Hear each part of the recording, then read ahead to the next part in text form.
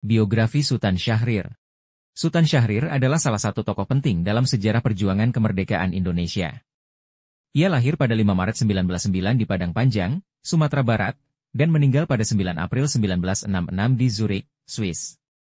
Syahrir adalah seorang intelektual, politisi, dan Perdana Menteri pertama Republik Indonesia setelah kemerdekaan. Latar belakang pendidikan dan kehidupan awal. Sultan Syahrir berasal dari keluarga Minangkabau yang terpelajar.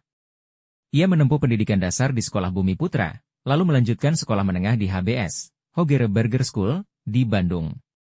Setelah itu, ia melanjutkan studinya di Belanda, mengambil studi hukum di Universitas Amsterdam. Selama di Eropa, Syahrir terlibat aktif dalam organisasi pergerakan mahasiswa Indonesia yang menentang penjajahan Belanda. Ia berhubungan dengan berbagai pemikir sosialisme dan ikut serta dalam gerakan sosial demokrat. Perjuangan dan peranan Sultan Syahrir bagi Indonesia.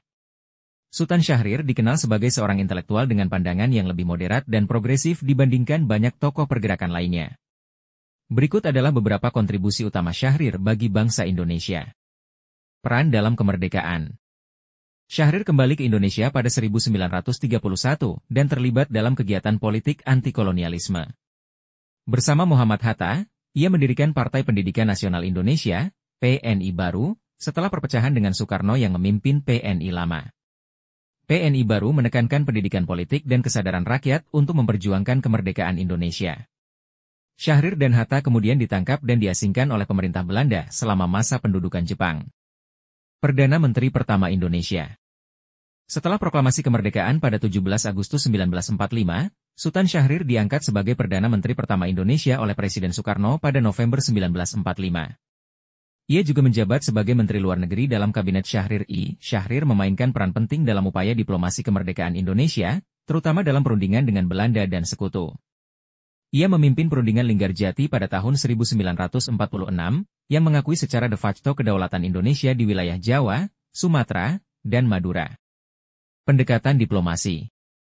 Berbeda dengan tokoh-tokoh lain yang lebih memilih perjuangan bersenjata, Syahrir lebih memilih jalan diplomasi untuk mendapatkan pengakuan internasional terhadap kemerdekaan Indonesia. Pandangannya yang moderat ini seringkali bertentangan dengan kelompok yang lebih radikal, namun tetap berkontribusi besar dalam mencapai kemerdekaan Indonesia secara damai. Pendirian Partai Sosialis Indonesia, PSI.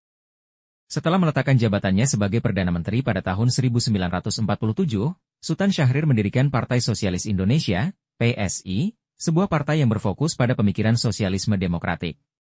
Ia mempromosikan gagasan tentang keadilan sosial, demokrasi, dan kesejahteraan rakyat.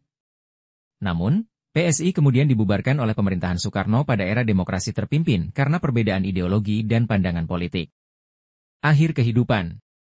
Pada akhir hidupnya, Sultan Syahrir mengalami kesulitan politik. Setelah terjadinya pemberontakan PRRI pada akhir 1950-an, Syahrir ditangkap dan dipenjara tanpa proses pengadilan. Kesehatannya memburuk selama di tahanan, dan akhirnya ia diizinkan pergi ke luar negeri untuk perawatan. Syahrir meninggal dunia di Zurich, Swiss, pada tahun 1966. Warisan. Sultan Syahrir adalah tokoh yang berperan penting dalam sejarah Indonesia, baik sebagai seorang pemikir, politisi, maupun diplomat. Meskipun seringkali pandangan politiknya dianggap berbeda atau terlalu idealis, kontribusinya terhadap diplomasi kemerdekaan dan upaya membangun sistem demokrasi yang lebih inklusif di Indonesia tidak bisa diabaikan.